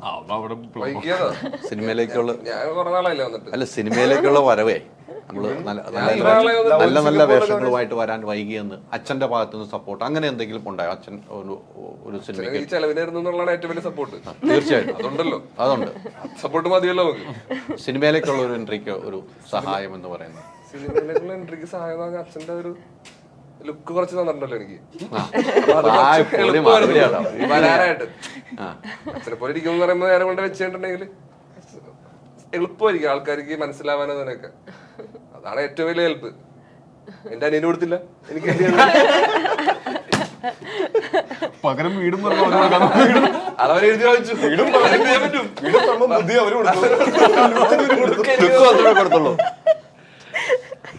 ഞാൻ ഇത് തമാശയായിട്ട് പോണെങ്കിലും ഞാൻ ചോദിച്ച അച്ഛൻ ഒരു റെക്കമെൻഡേഷൻ, ഇപ്പൊ എന്റെ മോനാണ് ഒരു സിനിമയിലേക്ക് അങ്ങനെയൊക്കെ ഒരു കത്തൊക്കെ എഴുതി അങ്ങനെ എന്തെങ്കിലുമൊക്കെ ഒരു റെക്കമെൻഡേഷൻ ചെയ്തിട്ടുണ്ടോ എന്നാണ്. ശനിചേട്ടൻ അങ്ങനെ പറയുന്ന ഒരു വ്യക്തി അല്ല, ഉറപ്പാണ്. അങ്ങനെ എന്തെങ്കിലും പറയണ്ടോ, അല്ല അച്ഛൻ ഒന്ന് നമുക്കൊന്ന് റെക്കമെൻഡ് ചെയ്യണം, അങ്ങനെ എന്തെങ്കിലും ചോദിച്ചിട്ടുണ്ടോ? ഞാൻ ചോദിച്ചിട്ടില്ല. അച്ഛൻ അങ്ങനെ ചെയ്യൂല എന്നുള്ളത് എന്നേക്കാൾ നന്നായിട്ട് നാട്ടുകാർക്കറിയാം. അതുകൊണ്ട് പിന്നെ പറഞ്ഞു ബോധ്യപ്പെടുത്തേണ്ട ആവശ്യമില്ല. ഞാൻ ചോദിച്ചിട്ടില്ല അച്ഛൻ്റെ അടുത്ത്. എന്നെ സൗബിക്കയും ഗണുവൊക്കെ വിളിച്ചതാ മഞ്ഞുമ്മലിലേക്ക്. അതിനു മുമ്പ് ഞാൻ ഫസ്റ്റ് അഭിനയിച്ച പടം എന്ന് പറഞ്ഞാൽ റാഫി മെക്കാട്ടിൻ ആ പടമാണ്. എനിക്കത് ജീൻ ചേട്ടനാന്നാണ് എന്നെ റെക്കമെൻഡ് ചെയ്തത് അന്ന്. ലവൻ സിംഗപ്പൂർ. അത് ഞാൻ അവിടെ ചെന്നപ്പോ ലൊക്കേഷൻ ചെന്നപ്പോ എന്നെ കണ്ടിട്ട് അച്ഛന്റെ ചെറുപ്പം ചെയ്യാൻ ഒരാളെ വേണം. അപ്പൊ ഞാൻ നിൽക്കുന്നുണ്ടല്ലോ, അതൊക്കെ കൊണ്ട് വെച്ചാൽ പറഞ്ഞിട്ട് അങ്ങനെ രണ്ടാമത്തെ സിനിമ മാലിക്കിലേക്ക് വരുന്നത് വെച്ചിട്ടുണ്ടെങ്കിൽ മാലിക്കിന്റെ ഓഡീഷൻ നടക്കണ്ടായിരുന്നു. ഞാൻ എന്റെ ചേട്ടനുണ്ട് കുവൈറ്റിലുള്ള, പുള്ളി എനിക്ക് ഇത് അയച്ചു തന്നു, സലീം കുമാറിന്റെ ചെറുപ്പം ചെയ്യാൻ ഒരാളെ വേണമെന്ന് പറഞ്ഞിട്ട്. അങ്ങനെ ഞാൻ മറ്റേ ഓഡീഷൻ ഞാൻ അയച്ചു കൊടുത്തു, മെയിൽ അയച്ചു, ഫോട്ടോ ഒക്കെ വെച്ചിട്ട് മെയിൽ അയച്ചു. അങ്ങനെ അവരൊരു 5 പേരെ സെലക്ട് ചെയ്ത് 5 പേരിൽ ഞാനുണ്ടായിരുന്നു. 5 പേര് ഞാൻ എന്നെ വേറെ പിൻവാതിൽ നിയമനം വഴി എന്നെ വേറെ വിളിച്ചവര് എന്നെ വിളിച്ചിട്ട് ഇങ്ങനെ സലീം കുമാറിന്റെ റോള് ചെയ്യാനായിട്ട് ഒരാള് വേണം, അപ്പൊ വരാൻ പറ്റുമെന്ന് ചോദിച്ചു. മഹേശ്വരന് കാണണമെന്ന് പറഞ്ഞു. അങ്ങനെ ഞാൻ അവിടെ ചെന്നപ്പോ മറ്റേ സ്ഥലത്ത് എന്നെ സെലക്ട് ചെയ്ത് വെച്ചിട്ടുണ്ടായിരുന്നു ഓൾറെഡി. ഞാൻ തന്നെയാണ് പിന്നെ ഇപ്പുറത്ത് വഴി ചെല്ലുന്നത്. അവിടെ ചെന്നിട്ട് ഞാൻ മഹേഷിനടുത്ത് പറഞ്ഞു വേറെ പയ്യനും കൂടി ഉണ്ട്, അവരെ നമ്മള് വെച്ചിട്ടുണ്ട്. മഹേഷിനെ വിളിച്ചിട്ട് ചെയ്യാന്ന് പറഞ്ഞു. അങ്ങനെ ചെയ്തു. മാലിക്കാണ് ഗണുവിന് ശ്രീരാഗട നമ്മുടെ അസോസിയേറ്റ് മഞ്ഞന്മല്ല പുള്ളി കാണിച്ചു കൊടുക്കുന്നത്. ഇതാണ് പയ്യൻ എന്ന് പറയുന്നത്. ഗണുവിനെ പറ്റി ഞാനൊരാളെ എക്സിസ്റ്റ് ചെയ്യുന്നുള്ള കാര്യം പോലും ഗണുവിന് അറിഞ്ഞൂടായിരുന്നു.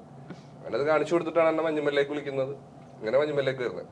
അവിടുന്ന് ഇവിടം വരെ എത്തി അല്ലേ? ഇനി തുടർന്നുള്ള യാത്ര നല്ല വഴിവെട്ടി അങ്ങ് പോട്ടെ.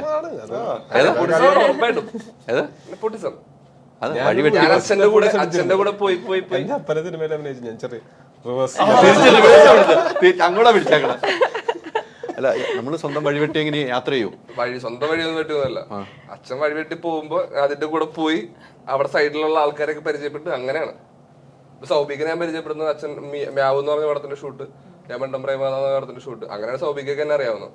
അപ്പൊ അച്ഛന്റെ മകനല്ലായിരുന്നു സൗബിക്ക് ഒരു പക്ഷെ എന്നെ അറിയില്ലായിരിക്കും. ഇപ്പൊ ഒബിയസ്ലി അതങ്ങനെയാണല്ലോ, അച്ഛന്റെ ആ വഴി തന്നെ വന്നത്. തീർച്ചയായിട്ടും എല്ലാം നല്ലതിന് തന്നെയാണ്. എന്ത് സംശയിക്കണം? ചോദ്യം എന്താണെന്ന് ഞാൻ ആയിട്ടില്ല, മറ്റുള്ള എനിക്ക് പറയാൻ പറയേണ്ടതെല്ലാം പറഞ്ഞു ബാലു, കിട്ടേണ്ടതെല്ലാം എനിക്ക് കിട്ടി. അതിലൊരു എങ്ങനെ വരുമെന്ന് ഇല്ല ഇത് അത് കുഴപ്പമില്ല. എടാ ഇതില് ഇപ്പൊ തന്നെ പുള്ളി മറ്റേ 10 സെക്കൻഡിന്റെ കട്ട് പുള്ളി മനസ്സിൽ പോയിട്ടുണ്ടാവില്ല.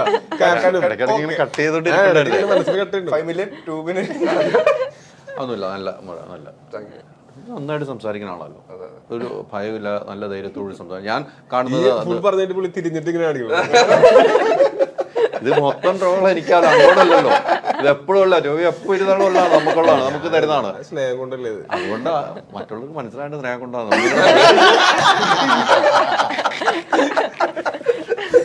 അത് അവരുടെ കുഴപ്പം.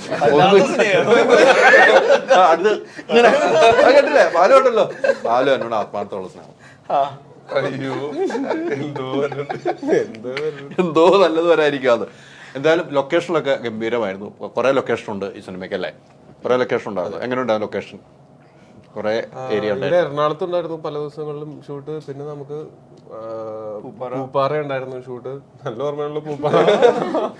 അവിടെ വെച്ചാണ് കണ്ണിന് പരിക്ക് പറ്റിയത്. റേഞ്ച്. പിന്നെ നമുക്ക് ഹൈദരാബാദിലുണ്ടായിരുന്നു ഷൂട്ട്, കാശ്മീരുണ്ടായിരുന്നു ഷൂട്ട്. അപ്പൊ ഇവിടെയൊക്കെ ഹൈദരാബാദ് രാമോജി ഫിലിം സിറ്റിയിലൊക്കെ ഉണ്ടായിരുന്നു. അപ്പോൾ സിനിമയുടെ ഷൂട്ടിംഗ് ആയിട്ടും അല്ലാതെ നമ്മുടെ സീക്വൻസുകളായിട്ടും ഒക്കെ ഈ സിനിമ ഷൂട്ടിംഗ് ആയിട്ടും അതിന്റെ, അതായത് സിനിമയ്ക്കുള്ളിലെ സിനിമ ഷൂട്ടിംഗ് ആയിട്ടും അല്ലാതെ മെയിൻ സിനിമയിലെ സീക്വൻസസ് ആയിട്ടും ഇവിടെയൊക്കെ ഷൂട്ട് ഉണ്ടായിരുന്നു. ദുബായ് ഉണ്ടായിരുന്നു. ദുബായിൽ കുറച്ച് ദിവസം ഉണ്ടായിരുന്നു. അപ്പൊ ഇതെന്ന് വെച്ചാല് ഈ ആ ഒരു ട്രാവലും പെട്ടെന്ന് ഈ ടെറൈൻസ് മാറുന്നതും ഒക്കെ ഭയങ്കര രസമായിരിക്കും. കാര്യം ഇങ്ങനെ തന്നെയാണ് ശരിക്കും ഒരു ആക്ടറിന്റെ ലൈഫിലും പോകുന്നത്. നമ്മള് അതുപോലെ വേറെ എവിടെയെങ്കിലും നമ്മൾ ഈ ടൂർ പോകുന്ന പോലെ അല്ല പോകുന്നത്. ആലപ്പുഴയിലുണ്ടായിരുന്നു. ടൂർ പോകുന്ന പോലെ ആയിരിക്കില്ല പോകുന്നത്. നമ്മൾ പോയി അവിടെ കുറച്ചാള് താമസിക്കുകയാണല്ലോ. പക്ഷേ ഒരു മാസമൊക്കെ ഷൂട്ട് ഉണ്ടെങ്കിൽ 1 മാസം നമ്മൾ അവിടെ ജീവിക്കുകയാണ്. അതായത് ടൂറിസ്റ്റുകൾ പോകുന്ന പോലെ അവിടെ കണ്ടു, ഇത് കണ്ടു, അത് കണ്ടു, അങ്ങനെയല്ലല്ലോ. അവിടുത്തെ ആക്ച്വൽ ലൈഫ് എക്സ്പീരിയൻസ് ചെയ്യുക എന്നുള്ളതും കൂടെ ഉണ്ട്. അതും കൂടെ ഈ സിനിമയിൽ കൂടെ കാണാം. അവിടുത്തെ ഒരു ലോക്കൽ ഫ്ലേവേഴ്സും ഒക്കെ ഉണ്ടാവും. ഈ സിനിമയ്ക്കുള്ളിലെ കഥ എന്ന് പറയുമ്പോൾ ഒരു നടൻ എന്ന നിലയിൽ ഇതിനകത്ത് സൂപ്പർ സ്റ്റാർ എന്ന നിലയ്ക്കാണോ അഭിനയിക്കുന്നത്. അപ്പോൾ കുറേ ആക്ടർമാർ നമ്മുടെ മനസ്സിൽ വന്നിട്ടുണ്ടോ? ഇവർ ചെയ്തത് ഇങ്ങനെയാണ്, ഇവരുടെ ഡയലോഗ് ഇങ്ങനെയാണ്, അങ്ങനെ വല്ല മനസ്സിൽ വന്നിട്ടുണ്ടോ? ഇത് ഒരു തീർച്ചയായിട്ടും ഒരു സാങ്കല്പിക കഥാപാത്രമാണ്. നമുക്ക് ഇങ്ങനെ ഒരാളൊന്നും ഇല്ല, ഫിക്ഷണൽ ക്യാരക്ടറാണ്. പക്ഷേ എൻ്റെ ഉൾപ്പെടെ വെച്ചാൽ ഞാൻ ചെയ്യുന്നതെന്നായിരിക്കില്ല. ഞാൻ ചിലപ്പോൾ ഞാൻ ഇടയ്ക്ക് ഇങ്ങനെ നമ്മളെല്ലാ ലൈഫിലും 2 എണ്ണം ഉണ്ടായിട്ടുള്ളൂ സിനാരിയോസ്. ഒന്ന് നമ്മളിങ്ങനെ ചെയ്തിട്ടുണ്ടെങ്കിൽ എന്താവും എന്നുള്ള തോട്ടിലാണ് ചില കാര്യങ്ങൾ നമ്മൾ ആലോചിച്ച് ചെയ്തിട്ടുള്ളത്. അതുപോലെ വേറെ പല ആക്ടേഴ്സിൻ്റെ നമുക്ക് നമ്മൾ ഇൻസ്പിറേഷൻസ് എടുത്തിട്ടുണ്ട്. അല്ലാണ്ട് നമ്മൾ ഒരാളെ നേരെ ഫിംഗേഴ്സ് പോയിന്റ് ഇത് എന്ത് നല്ലതും ചീത്തയായിട്ടുള്ള കാര്യങ്ങൾ ഇതിനകത്ത് ഉണ്ടോ അതൊക്കെ ഡേവിഡ് പടിക്കലിൻ്റെയാണ്. അത് എൻ്റെ അല്ല, വേറെ ഒരു ആക്ടറിൻ്റെ അല്ല. പക്ഷെ നമുക്ക് ആക്ച്വൽ ഉള്ള ആൾക്കാരിൽ നിന്ന് ഇൻസ്പിറേഷൻസ് എടുത്തിട്ടുണ്ട്. പിന്നെ ഭാവനയും ഉപയോഗിച്ചിട്ടുണ്ട്. നമ്മുടെ നല്ല ബ്രെയിൻ വർക്ക് ചെയ്തിട്ടുണ്ട്. പക്ഷെ പ്രേക്ഷകരിനി ഏതാണ് ഇപ്പൊ ടോയ് ചെയ്ത് വെച്ചാൽ ഇത് അദ്ദേഹം പറഞ്ഞതാണല്ലോ അങ്ങനെ ചിന്തിക്കുന്നത് പ്രേക്ഷകർ ചിന്തിക്കില്ല. അങ്ങനെ ഡയറക്റ്റായിട്ട് അതാണല്ലോ ഇതാണല്ലോ എന്ന് തോന്നുന്നൊന്നും ഉണ്ടാവില്ല. പലതും നമ്മളെ ഈ ഇൻസൈഡർ തമാശകളൊക്കെ ഉണ്ടാവും. അതൊക്കെ നമ്മൾ ഇതിനകത്ത് ഉപയോഗിച്ചിട്ടുണ്ടാവും. മറ്റ് ആർട്ടിസ്റ്റുകൾ ഇപ്പം ആർക്കും ഒഫൻഡഡ് ആവുന്ന രീതിയിലാണ്. നമ്മളുടെ ഏറ്റവും വലിയ എന്താ പറയുക ഒരു നിർബന്ധമായിരുന്നു. ഒരാളെയും അങ്ങനെ ഒരു സിനിമയല്ലത്. നമ്മൾ ഒരാളെയും കളിയാക്കാനോ അങ്ങനത്തെ ഒരു ഉദ്ദേശം ഈ സിനിമയുടെ പിന്നിലില്ല. നമ്മൾ ഈ ഒരു സിനിമ എടുക്കുമ്പോൾ ഇതൊരു ഫണ്ണായിരിക്കണം, ആൾക്കാർക്ക് അത് റിലേറ്റ് ചെയ്യാൻ പറ്റണം എന്നുള്ളതിനപ്പുറത്തേക്ക് പിന്നെ ഇയാൾ ചെയ്യുന്ന കാര്യങ്ങൾ നല്ലതോ ചീത്തയോ ആയി കഴിഞ്ഞിട്ട് അവസാനമാകുമ്പോഴത്തേക്കും ഇയാൾക്ക് വേണ്ടി റൂട്ട് ചെയ്യണം.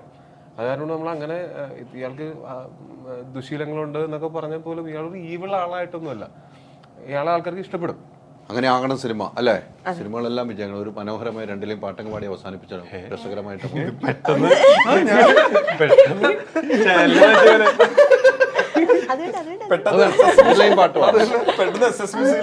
പാട്ട് ഹിന്ദി പാട്ടായിക്കോട്ടെ.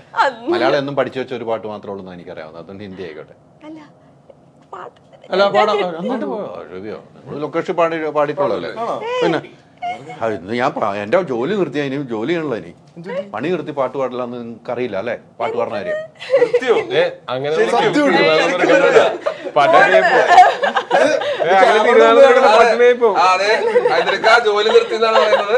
പാട്ട് പാടും. അപ്പൊ അതുകൊണ്ട് ജോലി ഞാൻ ഈ ഒരു ഇന്റർവ്യൂ കൂടെ അറിയോ?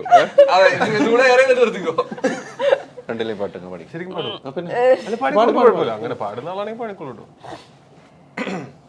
എന്റെ അമ്മേ ഞാൻ സത്യമായിട്ടും ഓ ഇത് മറ്റേ സാധനം സോറി പാട്ടും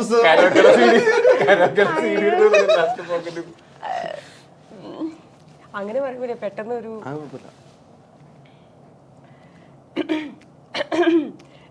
ഞാൻ പ്രതീക്ഷിക്കില്ല പാടാൻ പറയുന്നത്. അയ്യോ കയ്യും കാലൊക്കെ വിറയ്ക്കുന്നു മനുഷ്യനെ ഇങ്ങനെ ടെൻഷൻ എടുപ്പിക്കാനായിട്ട്. പല ക്വസ്റ്റ്യൻസ് ചോദിച്ചു എന്നെ പാട്ട് പാടിക്കും. അല്ല പാടിക്കോ, കുഴപ്പമില്ല. അങ്ങനെ പാടുന്ന ആളാണെങ്കിൽ പാടിക്കും, ഇല്ലെങ്കിൽ പുള്ളി ജോലി നിർത്തും. ഞാൻ ജോലി നിർത്തുമ്പോ പാട്ട് വേണോ? അതാ ഞാൻ ചോദിക്കണേ, അത് നിങ്ങൾ തമ്മിൽ തീരുമാനിക്കും. ജോലി നിർത്തുമെന്ന് പറഞ്ഞിട്ട് പാടാതിരിക്കണം. ജോലി അതെ പാടിയില്ലെങ്കിൽ വാക്ക് കൊടുത്തു പോയി. ക്യാമറയ്ക്ക് മുമ്പ് ഞാൻ പറഞ്ഞു കഴിഞ്ഞു. അതെ, അതുകൊണ്ടാണ് ഞങ്ങൾ സപ്പോർട്ട് ചെയ്യുന്നത്. നമ്മള് ഇതിൽ കമന്റ് വന്നത് നീ പാടി വന്നിട്ട് അവൻ ജോലി അങ്ങ് നിർത്തി പോട്ടെ എന്ന്. ओके चुरा लिया है तुमने जो दिल को नजर नहीं चुराना सनम बदल के मेरी तुम जिंदगानी नहीं बदल न जाना सनम. ഞാൻ ജോലി തുടരുന്നതായിരിക്കും.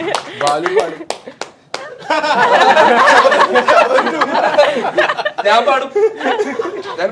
നിങ്ങൾ ആര് പാടിയാലും ജോലി തുടരും. പാടി ഞാൻ ജോലി തുടരും. വേണമെങ്കിൽ ടോമി വരെ പാടും അല്ലേ? ഞാൻ സിനിമയിൽ മാത്രം പാടും. അല്ല ടാലന്റ് അങ്ങനെ ഞാൻ വെറുതെ സച്ചിൻ ടെണ്ടുൽക്കറിന്റെ പാടത്ത് കെട്ടിട്ട് ഞാൻ വരും. ഇല്ല അങ്ങനെ സ്റ്റേഡിയം. എന്തായാലും സിനിമ സൂപ്പർ ഹിറ്റ് ആകട്ടെ. എലക്ഷൻ ചെയ്ത ഒരു മാസത്തെ കാത്തിരിപ്പാണ്. ആ വിജയം കാത്തിരിക്കുന്ന പോലെ ഈ വിജയം 3-ാം തീയതി തന്നെ ഉണ്ടാകട്ടെ ഈ സിനിമയ്ക്ക്. ഒത്തിരി സന്തോഷം 4 പേരോടും. സിനിമ തിയേറ്ററിൽ തന്നെ കാണേണ്ട സിനിമ, തിയേറ്റർ എക്സ്പീരിയൻസ് ആണ്. മറന്നുപോലെ 3-ാം തീയതി ആദ്യ ഷോയ്ക്ക് തന്നെ പോവുക, സിനിമ കാണുക. നല്ല അഭിപ്രായങ്ങളുണ്ടെങ്കിൽ നല്ലതാണെങ്കിൽ നല്ലതാണെന്ന് നിങ്ങൾക്ക് ഇഷ്ടപ്പെട്ടില്ല ഇവരെ വിളിച്ച് സംസാരിക്കുക, അല്ലാതെ ഫേസ്ബുക്കിൽ ഒളിഞ്ഞിരുന്ന് എഴുതരുത്. Thank you very much. Digital കാര്യങ്ങൾ ചൂസ് ചെയ്യുമ്പോൾ go with the experts. Oxygen, digital expert.